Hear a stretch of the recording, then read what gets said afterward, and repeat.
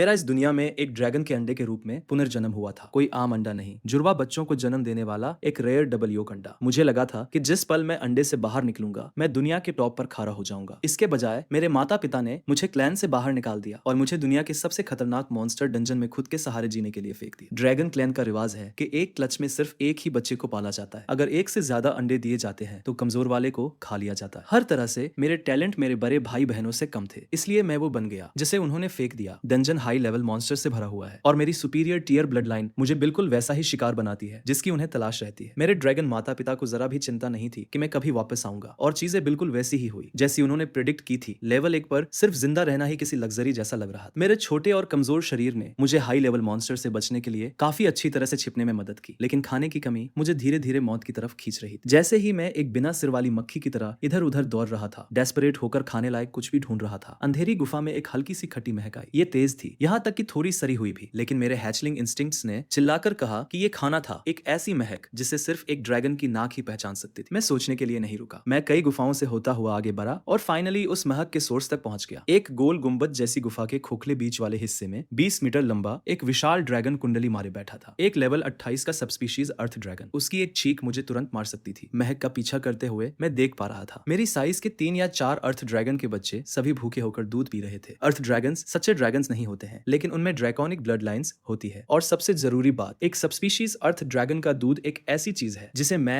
एक candle dragon के रूप में बिल्कुल पी सकता हूं। अंधेरे में छिपा हुआ मैं सावधानी से अर्थ ड्रैगन के पेट की तरफ रेंगा। उन चारों बच्चों को साफ तौर पर देखकर मैं रिलीफ के मारे लगभग रो ही पड़ा। स्वर्ग मेरे साथ था। अभी अभी अंडे से निकले उन बच्चों ने अभी तक अपनी आंखें नहीं खोली थी। मुझे कोई भी मुफ्त की दावत उड़ाते हुए नहीं पकड़ पाएगा। मैंने कंफर्म करने के लिए एक आखिरी बार देखा, वो सबस्पीशीज अर्थ ड्रैगन नहीं देख रही। फिर मैंने अपनी भूख को हावी होने दिया। मैं चिपक गया और बड़े बड़े लालची घूंटों में पीने लगा। दूध पिला रही अर्थ ड्रैगन अचानक कांप उठी। कंफ्यूज थी वो कौन इतनी जोर से चूस रहा है, लेकिन एक माँ के इंस्टिंक्ट ने उसे बताया कि एक भूखे बच्चे का खाना अच्छी बात है और उसका मन उसे रोकने का नहीं हुआ, इसलिए उसने कुछ नहीं कहा। जैसे ही गर्म दूध मेरे गले से नीचे उतरकर मेरे शरीर में गया, मेरे लगभग जमे हुए शरीर में एक अजीब सी फैलती हुई गर्माहट भर गई। इसके साथ ही मेरे लेवल में एक धीमी लेकिन लगातार बढ़ोतरी आई। शायद यह मौत से बचने का रिलीफ था, या शायद अर्थ ड्रैगन की गर्माहट बहुत ही ज्यादा सुकून देने वाली थी। लेकिन जैसे ही मेरी टेंशन खत्म हुई, मेरा सिर नीचे झुक गया और मैं गहरी नींद में सो गया। मुझे कोई आइडिया नहीं था कि कितना समय बीता जब मेरी गर्दन के पिछले हिस्से पर एक तेज चुभन ने मुझे जगा दिया। फिर एक विशाल स्लिट प्यूपिल्ड आंख ने मेरे देखने के पूरे नजारे को भर दिया। उन आंखों में घूरते हुए जो मुश्किल से रोके गए गुस्से से जल रही थी। मैं बस यही दुआ कर सकता था कि वो मुझे जल्दी से चबा ले ताकि ये सब जल्दी खत्म हो जाए। इसलिए मैंने अपने हाथ पैर सिकोड़े, अपनी आंखें बंद की और किस्मत के सामने सरेंडर कर दिया। लेकिन मौत कभी नहीं आई। अर्थ ड्रैगन के हाव भाव बदल गए, कॉम्प्लिकेटेड जो परे ना जा सके। गुस्सा तरस जैसी किसी चीज में बदल गया। फिर एक बेबस हार मान लेने का निशान दिखा। फाइनली एक लंबे पॉज के बाद उसने अपनी आंखें बंद की और धीरे से आह भरी। फिर मुझे प्यार से वापस अपने बच्चों के बीच रख दिया। मैं पूरी तरह से हक्का बक्का रह गया था। अर्थ ड्रैगन पहले ही मुड़ चुकी थी, वापस लेट गई थी और खर्राटे लेने लगी थी। जिन बच्चों ने अभी अभी आंखें खोली थी वे एक्साइटमेंट में मेरे चारों ओर घूमने लगे, सूंघते और चाटते हुए जैसे 4 छोटे पपीज एक नए भाई बहन का स्वागत कर रहे हो। ऐसा नहीं हो सकता। माँ सच में इस बदसूरत चीज को रख रही है। वह बहुत अजीब लग रहा है, किसी एलियन छिपकली के क्रॉस ब्रीड जैसा। मैं और करीब झुका और मुझे रियलाइज हुआ कि हर एक शब्द मेरे लिए एक बेइज्जती था। मैंने अपना मुंह खोला और गुस्से में एक दहाड़ लगाई। चारों बच्चे अपनी जगह पर फ्रीज हो गए। साफ तौर पर उन्हें मुझसे पलटकर जवाब देने की उम्मीद नहीं थी। मुझे भी इसकी उम्मीद नहीं थी। लेवल अप करने और टेलीपैथिक कम्युनिकेशन अनलॉक करने के बाद ना सिर्फ मैं दूसरे मॉन्स्टर्स को समझ सकता था, बल्कि वे भी मुझे समझ सकते थे। और इस तरह मैंने उस गुफा में आराम से 3 दिन बिताए। उन बच्चों के साथ रहना हैरानी की बात है कि काफी सुखद रहा। उनकी जबान गंदी थी, लेकिन बस वहीं तक। उन्होंने कभी मुझे सच में परेशान नहीं किया। वे मेरा लगातार मजाक उड़ाते थे, मेरी बेशर्म मुफ्तखोरी को नीचा दिखाने का नाटक करते थे। लेकिन असलियत में क्योंकि मैं उन सब में सबसे छोटा, सबसे कमजोर और सबसे बदसूरत था, हर बार जब हम सोते थे तो वे चारों मेरे चारों ओर एक घेरा बना लेते थे। और जब भी गुफा के बाहर जरा सी भी हलचल होती, वे मेरे करीब आ जाते और भौंकते हुए कहते, पीछे हटो, तुम यूजलेस बने, और चुप रहो और रास्ते में मत आओ। लेकिन उनकी हरकतें एक अलग ही कहानी बता रही थी। वे मेरी रक्षा कर रहे थे, एक बाहरी इंसान की। मैंने चुपके से उनके स्टेट स्कैन कर लिए थे। वे मुझसे बहुत नीचे थे, लेकिन मैंने कभी ये जाहिर नहीं होने दिया। एक रेयर सुपीरियर टीयर मॉन्स्टर होने के नाते मेरे लेवल्स उनसे कहीं ज्यादा तेजी से बढ़े। उन कुछ दिनों में मैं लेवल 9 तक पहुंच गया था। वे चारों अर्थ ड्रैगन के बच्चे सिर्फ लेवल 4 पर थे। 3 दिनों के बाद मैं सच में अर्थ ड्रैगन परिवार को अपना मानने लगा था। कम से कम मेरे उन घटिया जन्म देने वाले माता पिता से तो 1000 गुना बेहतर। मुझे सिर्फ एक ही पछतावा था कि मैंने कभी अर्थ ड्रैगन माँ से बात नहीं की थी, और जब भी मैंने उसे ग्रीट करने की कोशिश की वह ज्यादा से ज्यादा मुझे एक छोटी सी नजर देती और कभी जवाब नहीं देती। मुझे लगा था कि ये शांति भरे दिन बस ऐसे ही चलते रहेंगे। लेकिन अगली ही सुबह एक लेवल 35 के सब स्पीशीज कोडो बीस्ट ने गुफा में घुसते ही उस शांति को चूर चूर कर दिया। उसकी 4 खून से लाल आंखें उन 4 अर्थ ड्रैगन बच्चों पर टिक गईं। वो साफ तौर पर भूख से पागल हो हो रहा था। अर्थ ड्रैगन ने तुरंत रिएक्ट किया, अपनी पूंछ से बच्चों को गुफा के कोने में धकेल दिया और फिर उनके और कोडो बीस्ट के बीच खारी हो गई। उन दोनों का आमना सामना हुआ और कुछ ही सेकंड में लड़ाई शुरू हो गई, लेकिन अपने लेवल से ऊंचे एक कोडो बीस्ट के सामने अर्थ ड्रैगन कदम दर कदम पीछे हटने को मजबूर हो गई और खुद को और अपने चारों बच्चों को बचाने की अपनी आखिरी कोशिश में उस बीस्ट का मोटा नाक का सींग सीधा उसकी छाती के आर पार हो। फिर भी अर्थ ड्रैगन ने अपने पिछले पैरों को जमीन में गिरा दिया। छाती पूरी तरह से छिदी हुई थी और उसने कोडो बीस्ट को एक इंच भी आगे नहीं बढ़ने दिया। उसके पंजे कोडो बीस्ट की गर्दन के चारों ओर लोहे की जंजीरों की तरह कस गए। फिर एक दहाड़ के साथ उसने शार्क जैसे अपने जबड़े खोले और उन्हें कोडो बीस्ट की पीठ में गिरा दिया। मांस का एक बहुत बड़ा टुकड़ा फाड़ कर अलग कर दिया। दो विशाल क्रिएचर्स के एक दूसरे से टकराने के इम्पैक्ट से गुफा हिल गई और उसमें दरारें पड़ गई। चट्टानें एक खत्म होने वाले झरने की तरह नीचे गिर रही थी। मैं हवा में उछला, गिरती हुई चट्टानों को अपनी मुट्ठियों और पैरों से कुचलता हुआ, लेकिन गुफा बहुत तेजी से ढा रही थी। सिर्फ उन चारों बच्चों को बचाना ही मेरी पूरी ताकत ले रहा था। दूध पिलाने वाली माँ की मदद करने के लिए मेरे पास कुछ नहीं बचा था। अगर मैंने कोशिश भी की होती तो मैं कोडो जैसे मोटे सिर वाले बीस्ट के खिलाफ ज्यादा कुछ नहीं कर पाता। मैं सिर्फ उनके रास्ते में ही आता। अचानक कोडो बीस्ट एक पागलपन भरी ताकत के साथ आगे बढ़ा और अर्थ ड्रैगन की छाती में गड़ा वो मोटा सिंह उसकी क्रूरता से सच में चटक गया। उसकी छाती के फटने से ऐसा दर्द हुआ जिसकी कल्पना भी नहीं की जा सकती। और ड्रैगन माँ जानती थी कि वो इस लड़ाई में जिंदा नहीं बचेगी। उसने आखिरी बार अपने बच्चों को देखने के लिए सिर घुमाया और जब उसने मुझे उन्हें बचाने के लिए डेस्परेट होकर लड़ते हुए देखा तो उसकी आंखों में एक शांत गर्माहट छा गई, जैसे कह रही हो तुम्हें न खाना बिल्कुल सही फैसला था। फिर उसके खून से लाल आंखें पूरी तरह से खुल गई। उसने अपनी बची हुई हर एक बूंद ताकत को इकट्ठा किया और कोडो बीस्ट की खोपड़ी के पिछले हिस्से पर जोर से सिर दे मारा। इम्पैक्ट दुनिया को हिला देने वाला था। टकराते ही उसकी खुद की खोपड़ी धंस गई। उसका जबड़ा टूटकर चूर चूर हो गया। इतनी मोटी खाल वाला कोडो बीस्ट भी सिर के पिछले हिस्से पर हुए इस सुसाइडल स्ट्राइक को नहीं सह सका। एक भयानक आवाज के साथ उसकी खोपड़ी भी अंदर धस गई। दोनों विशाल बीस्ट्स ने दर्द भरी चीखें निकाली और जमीन पर गिर पड़े। लड़ाई खत्म होते ही गुफा का ढहना रुक गया। मैंने खुद को आजाद किया और अर्थ ड्रैगन के पास दौड़ा, लेकिन उसकी लगभग तबाह हो चुकी खोपड़ी ने मुझे सब कुछ बता दिया। वो पहले ही जा चुकी थी। मेरे बच्चे क्या, मेरे बच्चे ठीक है। ये पहली बार था जब मैंने अर्थ ड्रैगन माँ को बोलते हुए सुना था। उसकी जिंदगी अब बस बुझने वाली थी और उसके टूटे हुए जबड़े की वजह से हर एक शब्द बोलना एक स्ट्रगल था। उसके सवाल का सामना करते हुए मैंने अपनी छाती को चीर रहे उस गिल्ट को दबाने की कोशिश की, क्योंकि उसके चारों बच्चे मर चुके थे। उनमें से हर एक गिरती हुई चट्टान के नीचे कुचला गया था। वहाँ बहुत सारी चट्टानें थी और चाहे मैंने कितनी भी मुश्किल से लड़ाई लड़ी हो, मैं उन सबको नहीं रोक सकता था। अर्थ ड्रैगन के आखिरी हेडबट ने एक बहुत बड़ा कोलैप्स ट्रिगर कर दिया था और जहाँ मैं मुश्किल से जिंदा बच पाया था। वे चारों बच्चे वो दिन जो हमने साथ बिताए थे अभी भी मेरे दिमाग में एकदम ताजा थे और मैं पहले से ही उन्हें अपने सगे भाई बहनों की तरह मानने लगा था। बस कुछ ही मिनट पहले वे जिंदा थे और जिंदगी से भरे हुए थे और अब वे सब मलबे के नीचे दबी हुई थे और अब वे सब मलबे के नीचे दबी हुई रूहें बन गए थे। मेरे बच्चे क्या वे ठीक हैं? इम्पैक्ट में अर्थ ड्रैगन की आंखें तबाह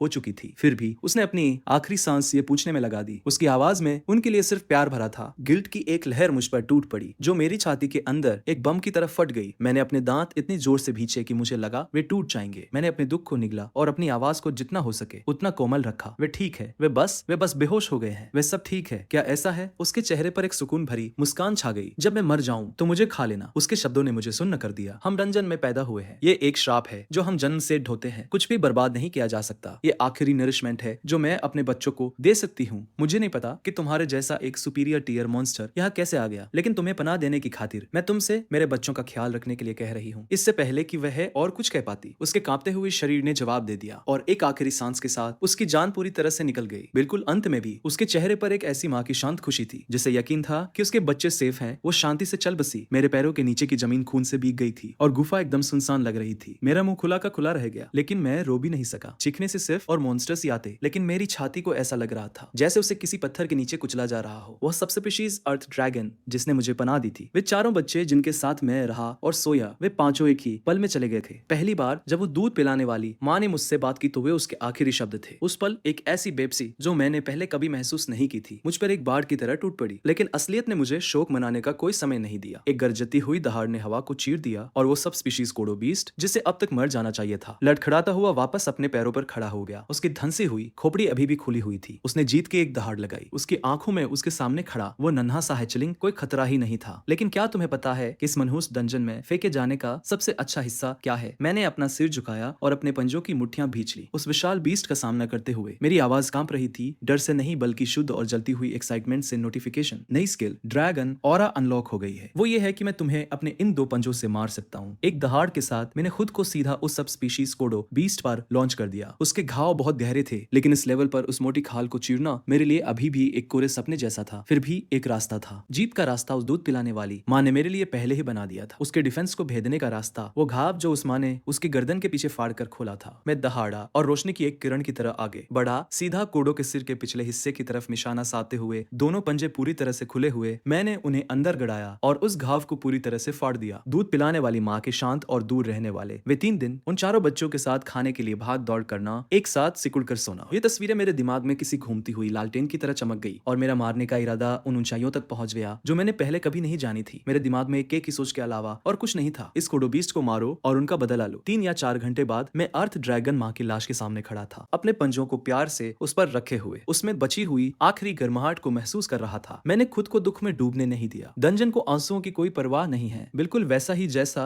उस दूध पिलाने वाली माँ ने कहा था। डंजन में पैदा होने वाले मॉन्स्टर्स जन्म से ही एक श्राप लेकर आते हैं। मौत किसी भी पल आ सकती है और ये कोई अजीब बात नहीं है। मुझे बस एक ही पछतावा था कि मैं अपने चारों भाई बहनों को नहीं बचा पाया। दूध पिलाने वाली माँ, मैं तुम्हारे लिए और उन सभी के लिए जिंदा रहूंगा। मैंने अपना मुंह खोला और उस माँ के शरीर को काट लिया, मांस का एक टुकड़ा फाड़ा और उसे निगल लिया। मैंने अपनी सिसकियों को दबाया, हर एक बाइट के साथ अपने आंसुओं को निगलता रहा। जिससे मैं प्यार करता था उसका मांस इतना असहनीय रूप से कड़वा लग रहा था। मैंने अपने पूरी ताकत से उसे जबरदस्ती निगल लिया। मैं चाहे कितना भी उल्टी करना चाहता था, मैं एक भी बाइट बर्बाद नहीं कर सकता था। मेरे पास कोई चॉइस नहीं थी। खून की महक दूसरे मॉन्स्टर्स को खींच लाएगी और वैसे भी कोई और उसे खा ही जाएगा। 3 दिन बाद मैं एक गुफा से बाहर निकला। मेरा लेवल सिर्फ 18 था, लेकिन एक सुपीरियर टीयर मॉन्स्टर के ग्रोथ एडवांटेज की बदौलत मैं पहले से ही लेवल 30 के लोअर टीयर मॉन्स्टर्स के खिलाफ डटकर खड़ा हो सकता था। मैंने अपने पंजों को एक तेज आवाज के साथ चटकाया और अपने मुंह के कोने को खींचकर लड़ाई के लिए तैयार एक टेढ़ी मुस्कान दी, अपने सामने फैले उस अंतहीन डंजन को घूरते हुए। आसपास 3 मॉन्स्टर्स हैं, एकदम सही टाइमिंग। मुझे फिर से भूख लगी है और इसके साथ मैंने अपना रास्ता लड़कर बनाने की तरफ अपना पहला कदम बढ़ाया। मुझे गुफा छोड़े हुए 5 दिन बीत चुके थे और आसपास के इलाके के हर एक माइनोटॉर का सफाया मेरे हाथों हो चुका था। आखिरी वाले को खत्म करने के बाद मेरा लेवल 20 पर पहुंच गया। डिंग नोटिस, करंट लेवल कैप पहुंच गया है। एक्सपीरियंस गेन रोक दिया गया है। लेवल लिमिट बढ़ाने के लिए कृपया एक इवोल्यूशन पाथ चुनें। असेंडिंग कैंडल ड्रैगन एक जवान कैंडल ड्रैगन के लिए स्टैंडर्ड इवोल्यूशन जो ज्यादा माना कैपेसिटी देता है। माइनर कैंडल ड्रैगन एक जनरल पर्पस इवोल्यूशन जो तेज सेंसेज और तेज रिफ्लेक्सेस ऑफर करता है। डिग्रेडेड कैंडल ड्रैगन एक अनकन्वेंशनल इवोल्यूशन पाथ है। कठोर परिस्थितियों में कुछ समय तक जिंदा रहने के बाद यह अनलॉक होता है। यह ज्यादा वाइटलिटी और एजिलिटी देता है, लेकिन माना कैपेसिटी और फिजिकल ग्रोथ को लिमिट करता है। पॉप अप को देखते हुए मैंने पैटर्न समझ लिया। हर 20 लेवल एक टीयर होता है। ऊपर जाने के लिए इवोल्यूशन जरूरी है, लेकिन जैसे ही मैं अपने ऑप्शंस के बारे में सोच रहा था, पीछे से मुझ पर एक बहुत भारी दबाव आकर टकराया। मेरा हर एक सर्वाइवल इंस्टिंक्ट पूरी तरह से अलर्ट हो गया। मैंने चारों ओर देखा और ना जाने कब मेरे ध्यान दिए बिना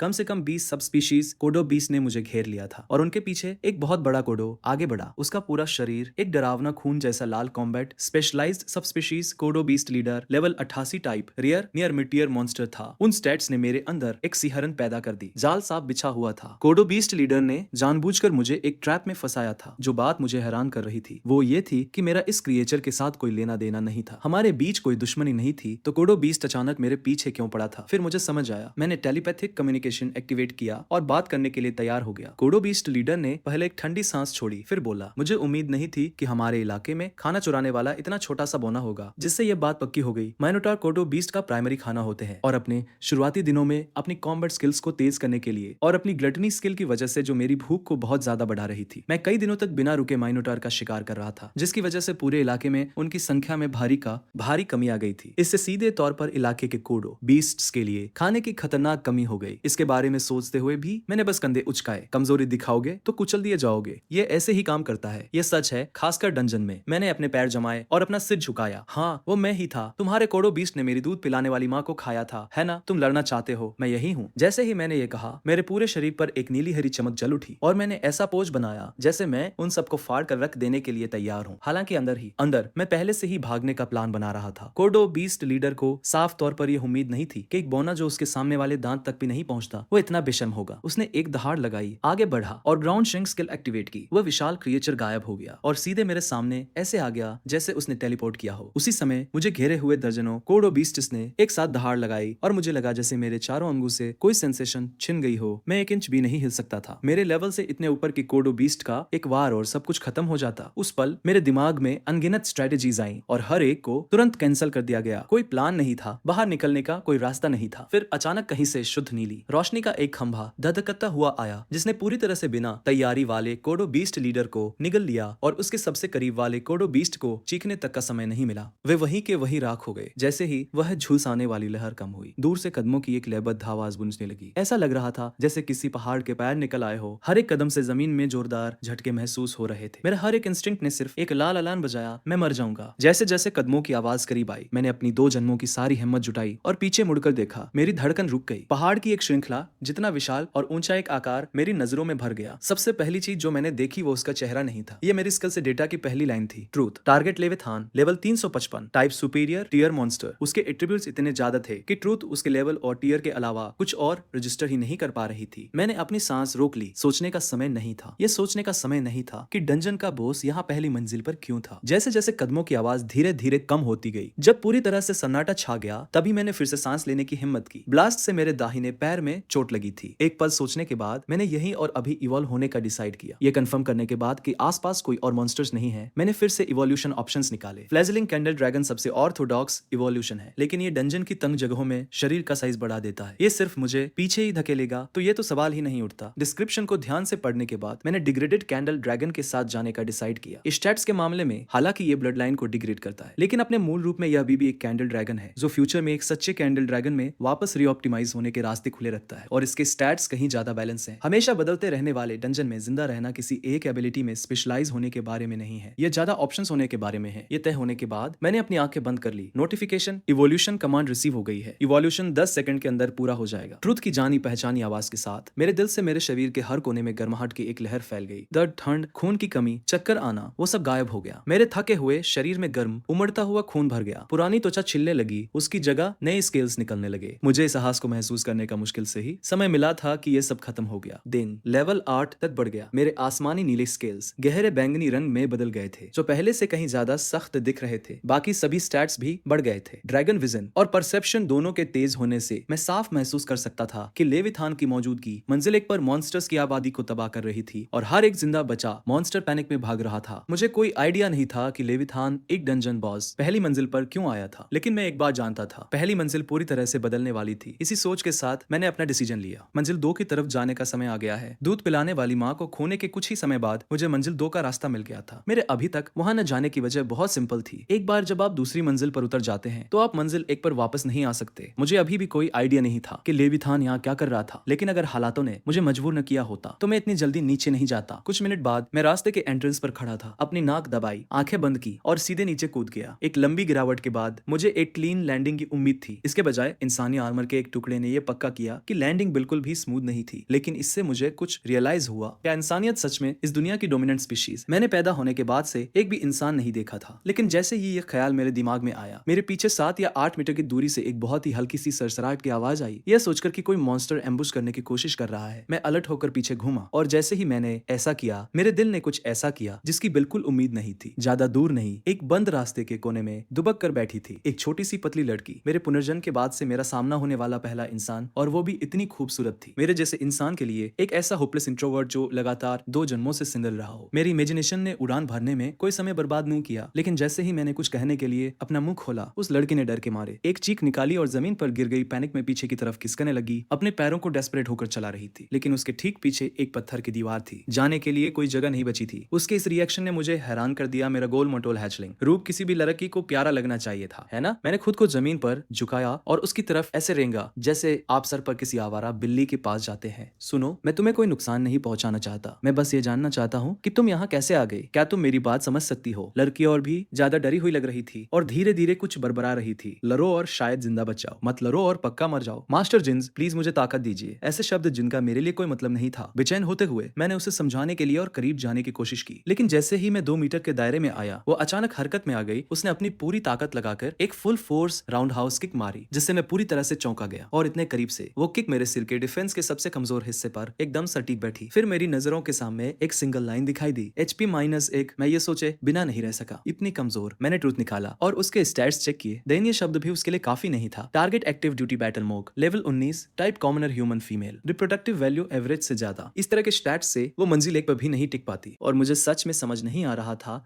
कि वो मंजिल 2 तक कैसे पहुंची। लड़की अब जमीन पर बैठी अपना पैर पकड़े हुए थी। साफ तौर पर उसे बहुत दर्द हो रहा था।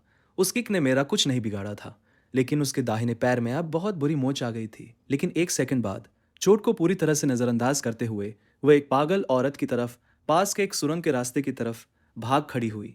मैं उसके पीछे जाने के लिए आगे बढ़ा, लेकिन ब्लड फैंग्ड स्पाइडर्स ऊपर से गिरने लगी और बार बार मेरा रास्ता रोक रही थी। डंजन में मॉन्स्टर्स लाइफ एसेंस के आधार पर शिकार करते हैं, जिसका मतलब था कि वो कमजोर इंसान उनके किसी काम का नहीं था। इसके बजाय वे सब मुझ पर टूट पड़े। ऐसा नहीं था कि वे कोई असली खतरा थे, लेकिन उनकी वजह से मैं उस लड़की का पीछा पूरी तरह से भूल गया। मैं बहुत निराश था। वह वही थी और बस ऐसे ही वो चली गई। 5 दिन बीत गए और मैंने धीरे धीरे मंजिल 2 पर अपनी जगह बना ली। मंजिल 1 के उलट यहाँ के मॉन्स्टर्स की वैरायटी बहुत ज्यादा थी। लगभग हर दिन मेरा सामना ऐसी स्पीशीज से होता था जिन्हें मैंने पहले कभी नहीं देखा था, और उनमें इंसान भी शामिल थे। सिवाय इसके कि मुझे मिला हर इंसान या तो लाश था या फिर कंकाल। उस दिन की लड़की अभी भी मेरे दिमाग में बसी हुई थी, ज्यादातर इसलिए क्योंकि वो इंसान थी। हाल ही के दिनों में मैं मंजिल 2 पर 1 से ज्यादा बार इंसानी कंकालों से टकरा चुका था, और यहाँ तक कि इंसानी पैरों के निशान भी बड़ी संख्या में मिले थे, जो कम से कम 200 से 300 लोगों के ग्रुप का इशारा कर रहे थे। फिर भी मैं सच में उन्हें ढूंढना चाहता था। डंजन का माहौल साफ तौर पर इंसानों के लिए नहीं बना है। अगर उनके पास अंदर आने का रास्ता था तो लॉजिक कहता है कि उनके पास बाहर जाने का रास्ता भी होगा। कम से कम लॉजिक तो यही था, और इसी पॉसिबिलिटी की मुझे तलाश थी। बदकिस्मती से इंसानी निशानों को ट्रैक करने की कई दिनों की कोशिशों का कोई फायदा नहीं हुआ। सिर्फ और कंकाल ही मिल रहे थे, एक के बाद एक नजारे। फिर जैसे ही मैं गुफा छोड़ने वाला था, मेरी पीठ में एक सुई जैसी तेज ठंडक दौड़ गई। मेरे दिमाग से पहले मेरे शरीर ने रिएक्ट किया। एक साइड रोल जो पूरी तरह से मेरा इंस्टिंक्ट था। हवा का एक बहुत ही कंप्रेस्ड ब्लेड मेरे सिर के पास से गुजरा और उसने पत्थर की दीवार पर कई फीट लंबी 4 गहरी दरारें बना दी, जैसे वो चट्टान कोई कागज हो जिसे किसी बिल्ली ने खरोंच दिया हो। सोचने का समय नहीं था। मैंने तुरंत ड्रैगन विजन के साथ मिलने वाली तेज सुनने की ताकत को एक्टिवेट किया और ज्यादा दूर नहीं, एक छोटे से क्रिएचर को नोटिस किया जो लगभग इम्पॉसिबल लगने वाली स्पीड से मेरी तरफ आ रहा था। जब तक मैं कुछ समझ पाता, वो क्रिएचर मेरी पीठ से 50 सेंटीमीटर से भी कम दूरी पर था। मेरी खोपड़ी सुन्न पर गई। पीछे मुड़कर देखने का भी समय नहीं था। एक और साइड स्टेप, नुकीले पंजों ने मेरे चेहरे के स्केल्स को बस बाल बाल छूते हुए खरोच दिया, और जब मैं रोल करके बचा तो मैंने पाया कि मेरे चेहरे पर 4 कट लग गए हैं। 2 वार, और तुम अभी भी सांस ले रहे हो। इसमें कोई हैरानी नहीं कि तुम में मेरे इलाके में घुसने की हिम्मत थी। लगता है तुम्हारे पास सच में कुछ स्किल है। अंधेरे में से एक लड़की की आवाज आई। वह 4 पैरों वाला क्रिएचर अंधेरे में छिपा हुआ था और अपने पंजों से खून चाटने के बाद वही एक इंसान की तरह अपने पिछले पैरों पर खड़ा हो गया। मुझे लग रहा है कि तुम्हारे पास टेलीपैथिक कम्युनिकेशन स्किल है, तो हम बात कर सकते हैं। लेकिन चाहे जो भी हो, तुमने मेरे इलाके में कदम रखा है, इसलिए जिंदा वापस जाने की उम्मीद मत करना। म्याऊं। मैं उसे साफ तौर पर नहीं देख पा रहा था, लेकिन मैं बता सकता था कि वो क्रिएचर मुझ पर मुस्कुरा रहा था। जैसे ही वे शब्द खत्म हुए, वो फिगर मेरी तरफ अंधी कर देने वाली स्पीड से आई। इतनी तेज कि नंगी आंखों से उसे ट्रैक करना भी मुश्किल था। एक ही क्रिएचर से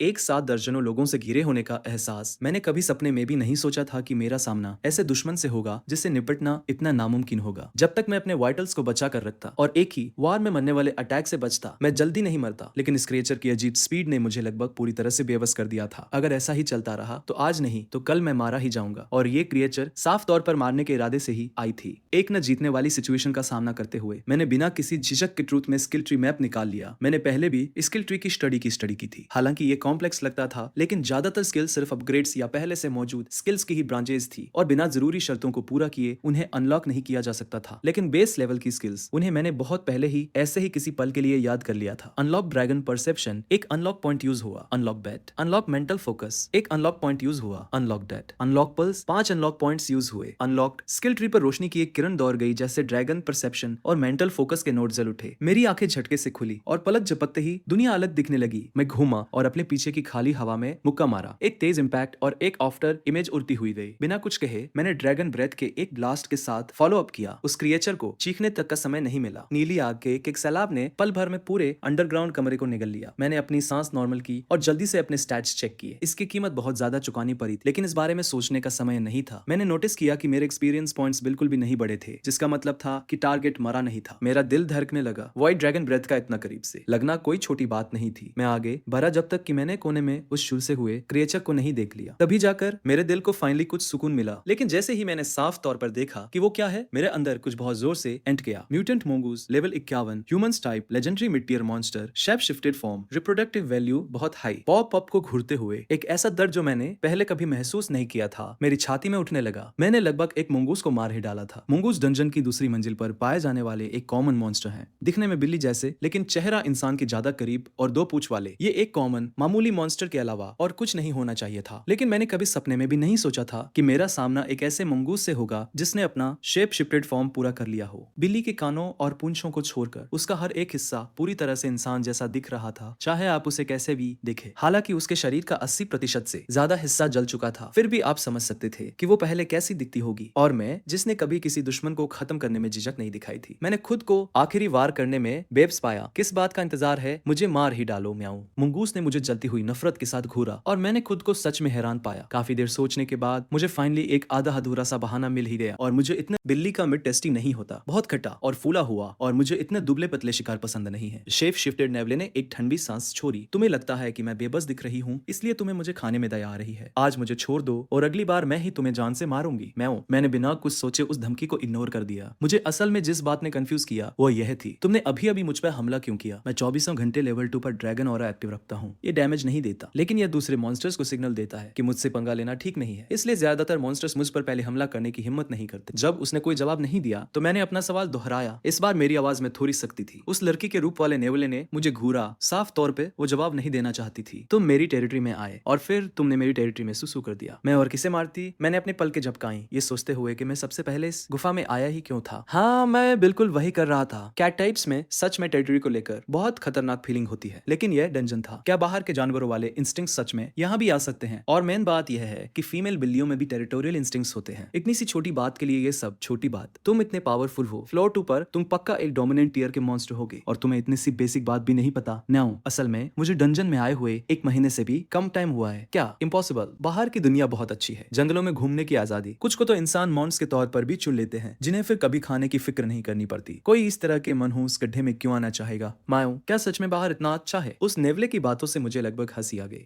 जंगल के मॉन्स्टर्स शायद कभी भूखे ना मरे, लेकिन डंजन की उस बैरम ट्रेनिंग के बिना वे पूरी तरह से बेब्स हो जाते हैं जब इंसान पूरी ताकत के साथ उनके लिए आते हैं। और जहां तक किसी का माउंट बनने की बात है, शायद कुछ इंसान अपने माउंट्स की अच्छी देखभाल करते हों, लेकिन ज्यादातर के लिए इसका मतलब है अपनी आजादी खो देना और बिना किसी रहम के अपनी पूरी कीमत चुकाना। पिंजरे में कटने का इंतजार कर रही किसी मुर्गी से कुछ भी अलग नहीं। डंजन में 1 महीना बिताने के बाद जो बात मुझे सबसे साफ तौर पर समझ आई है वो ये है, डंजन मॉन्स्टर्स के लिए एक स्लम है, लेकिन यह एक ऐसी जगह भी है जो सच में उन्हीं की है। मैंने उसे यह सब समझाने की कोई कोशिश नहीं की। लड़की के रूप वाला वो नेवला अब साफ तौर पर दर्द से तड़पने लगा था। तुम किसका इंतजार कर रहे हो? मैं हार गई, बस मुझे मार दो। क्या तुम्हें मुझे तड़पते हुए देखने में मजा आता है? म्याऊं। उसकी आवाज में डर का नामो निशान नहीं था, बल्कि वो किसी ऐसे इंसान की तरह लग रही थी जिसे फाइनली आराम करने की परमिशन मिल गई हो। इससे मुझे वो बात याद आ गई जो उस नर्सिंग मदर ने एक बार कही थी, हम मॉन्स्टर्स डंजन में पैदा होते हैं। ये एक ऐसा श्राप है जो हम पैदाइश से ही साथ लेकर चलते हैं। काफी लंबे टाइम तक मैंने टेलीपैथिक कम्युनिकेशन का यूज करने से खुद को रोका था, इस डर से कि मरते हुए मॉन्स्टर्स की मिन्नतें सुनकर मैं पिघल जाऊंगा। मैं चाहे जो भी बन गया हूँ, अंदर से मैं अभी भी एक इंसान ही था जिसमें एक बेसिक हमदर्दी और दया थी, लेकिन इस जगह पर वह फीलिंग्स मेरी जान ले सकती थी। शायद ये बात कुछ और ही थी, लेकिन उस नेवले की उस बेचारी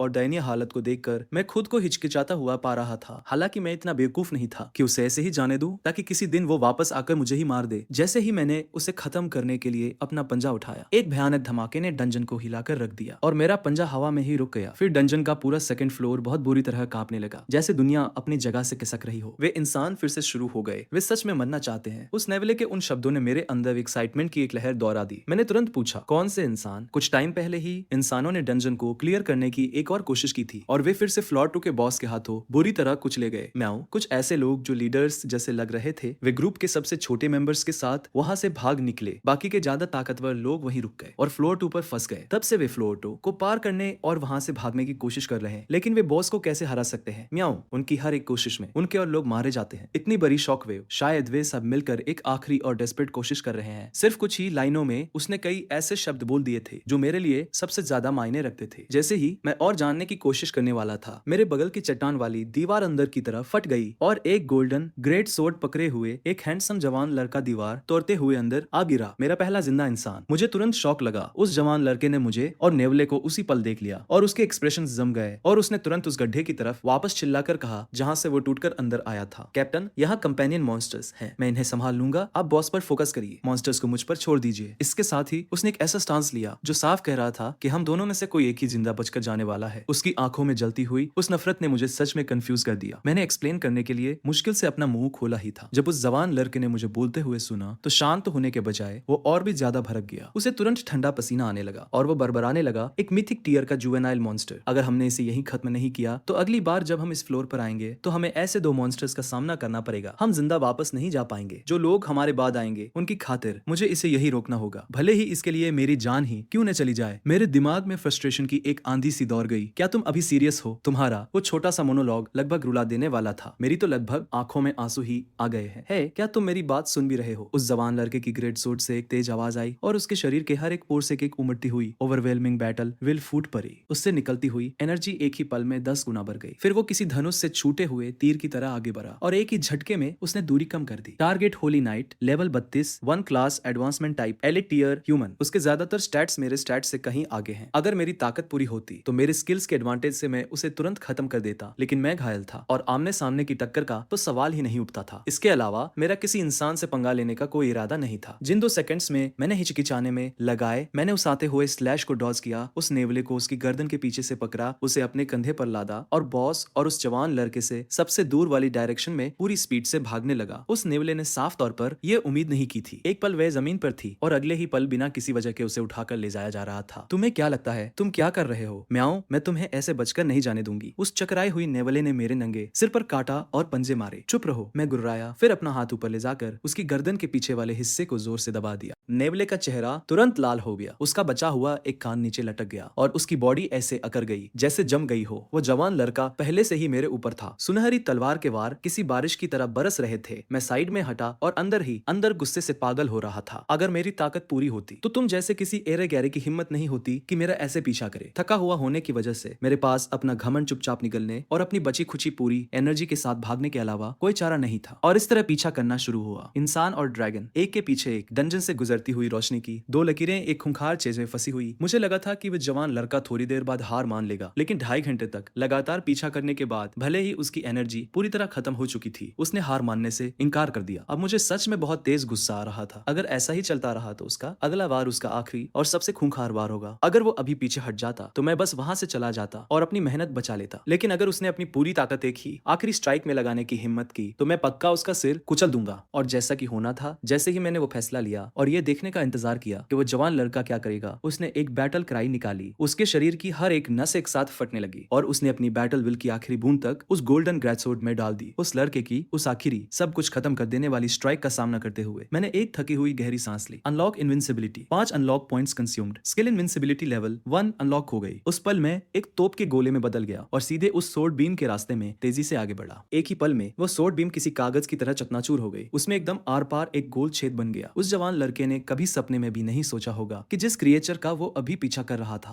वो अचानक मुड़ेगा और सीधे उस पर हमला कर देगा। ये तो दूर की बात है कि उसकी पूरी बैटल विल और माना से भरी स्ट्राइक को इतनी आसानी से तोड़ा जा सकता था, लेकिन उसके पास ये सब समझने का टाइम ही नहीं बचा था। टकराने की एक जोरदार आवाज, मेरा सख्त हेडबट पूरी ताकत के साथ उस लड़के के पेट पर लगा और उसने दिल दहला देने वाली एक चीख निकाली। उसका शरीर किसी पिन व्हील की तरह गोल गोल घूमते हुए पीछे की तरफ उड़ गया, एक के बाद एक दर्जनों मोटे पत्थर के खंभों को तोड़ता हुआ। वो फाइनली एक पत्थर की दीवार से टकरा कर रुक गया। जब इनविंसिबिलिटी का असर खत्म हुआ तो मैं पूरी तरह से गिर पड़ा। मेरा शरीर जमीन पर पिघल सा गया। मुझे लगा कि मैं फाइनली अपनी सांसें कंट्रोल कर सकता हूँ, लेकिन लेवल अप नोटिफिकेशंस की एक झड़ी लग गई और मेरा सिर फिर से घूमने लगा। इवॉल्व होने के बाद से हर लेवल के लिए जरूरी एक्सपीरियंस बहुत ज्यादा बढ़ गया था और मल्टीप्लायर्स आसमान छू रहे थे। मुझे एक साथ लगातार कई लेवल अप्स देखे हुए काफी टाइम हो गया था। इस इंसान की कॉम्बैट पावर लगभग एक कोटो बीस्ट के बराबर थी और फिर भी इस कमजोर समझे जाने वाले इंसान ने मुझे एक ही बार में 6 लेवल्स ऊपर पहुंचा दिया था। पोस्ट एवोल्यूशन लेवल 11 से सीधे लेवल 17 तक, कुल मिलाकर लगभग 12,000 एक्सपीरियंस। ऐसा लग रहा था जैसे सिस्टम मुझे इंसानों को मारने के लिए एनकरेज कर रहा हो। डिंग, मैन क्वेस्ट अनलॉक, फ्लोर 2 की बॉस मेडुसाज हेड को हराओ, क्वेस्ट रिवॉर्ड 50 अनलॉक पॉइंट्स। उस नोटिफिकेशन ने मुझे झटके से सीधा खड़ा कर दिया। मैंने अब तक जो कुछ भी झेला था, मौत को छूकर निकलने वाली जिन लड़ाइयों से मैं बचकर निकला था, अभी अभी कमाए गए 5 पॉइंट्स को मिलाकर मैंने बड़ी मुश्किल से कुल 35 अनलॉक पॉइंट्स इकट्ठे किए थे और यह अकेला क्वेस्ट 50 पॉइंट्स दे रहा था। तभी मेरे पीछे से नेवले की आवाज आई। मैं पीछे मुड़ा। वो मुझे ऐसे घूर रही थी जैसे किसी ऐसी चीज को देख रही हो जिसका कोई वजूद ही नहीं होना चाहिए। ऐसा क्यों है कि जब तुमने